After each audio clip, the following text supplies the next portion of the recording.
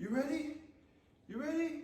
Combate! And we're underway in this dummy deathmatch of the century. It appears both competitors are pulling guard, but neither are engaging. Referees calling for some action. There isn't any action. Engage. Maybe this isn't the best way to compare these two dummies.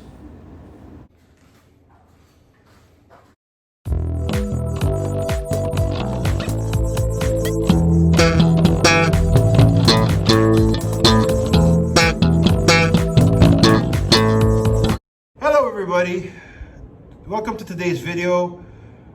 Recently I came across the BJJ 9000. I thought it was a really cool concept. I decided to splurge and get it for myself.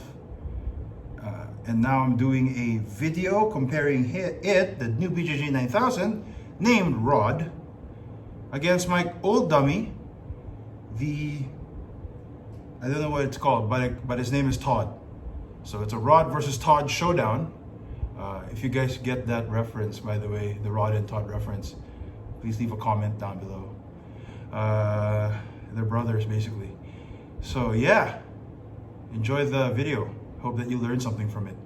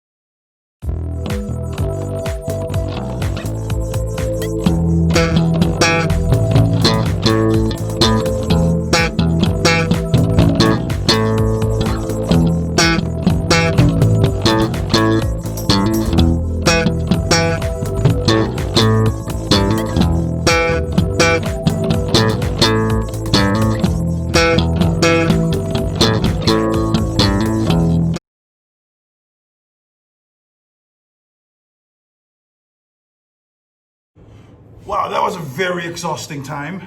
This is, I know you're thinking, yes, this is exactly what I wore in the intro.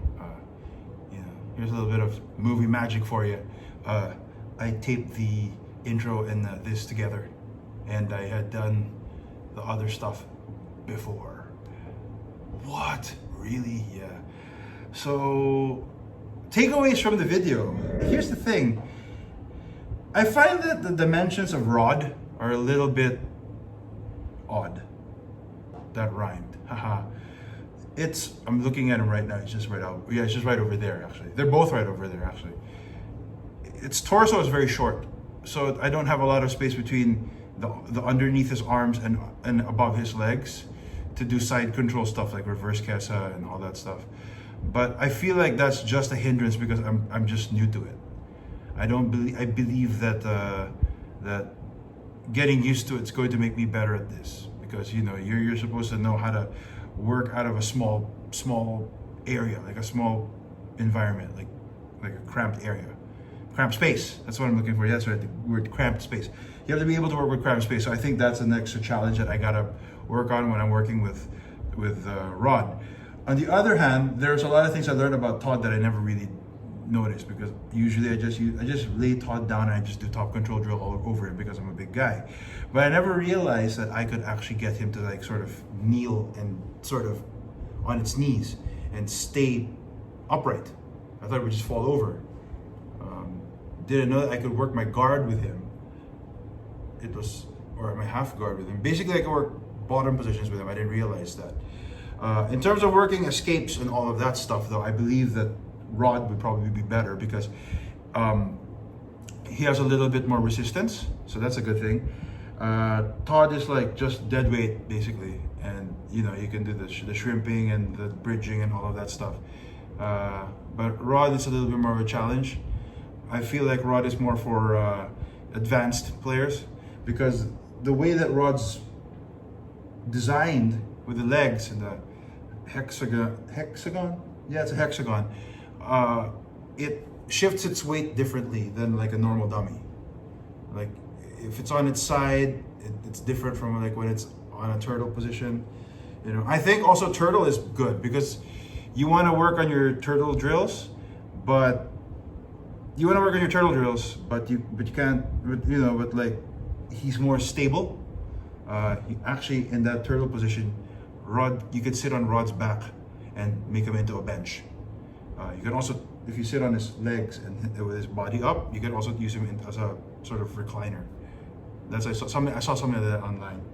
But yeah, Rod is more stable in the turtle position, whilst you can actually also do turtle position with Todd. It's just that you have to be extra careful because you might flatten him too much because he doesn't have any resistance whatsoever. So final verdict, it's quite close, but I have to give the advantage to Todd. Now, it's a little bit of work to get Todd going, because when you buy Todd, he's an empty bag, and then you'd have to find stuff to stuff him in. Also, I've had Todd for a long time, and there's a tiny bit of I have a renovation project that I'm looking to film because I saw something online, and it really addresses a problem area right here. We need to upgrade Todd's shoulders because he has to be doing a hug instead of it being kind of flailing like that and like this or like this. Yeah, so that's a problem area that we're addressing. We need to figure out how to make because Todd's supposed to be having like a hug thing like this instead of it being like this or like that, and there's like no stuffing in his shoulder. So we're fixing that. We get like a little bit more. And when that happens, when you get him to do that position where it's like hugging, pretty hard to beat a Todd. And the thing is, it's very expensive to bring a rod to the Philippines. And if you're in the US, it's probably easier. But you know, and he's also a very expensive dummy. But when you get him, you can use him right after you open the box and get him out the box. You can use him already. So that's one thing. That's easy. You know, you don't have to fill. You don't have to stuff him. Actually, the only work I did when I got Rod was to get him out the box and put his gi on. Which is actually a lot easier because his gi has like a Velcro on the back. You can just rip it in half and then put one side over the other side and Velcro it back and put the belt on. It's not that hard. So, you know, so final verdict, Todd is cheaper, like a quarter of the price. And we'll do everything, some not as good as Rod would, but will do the job. So if you have only the budget to get only one, go for Todd.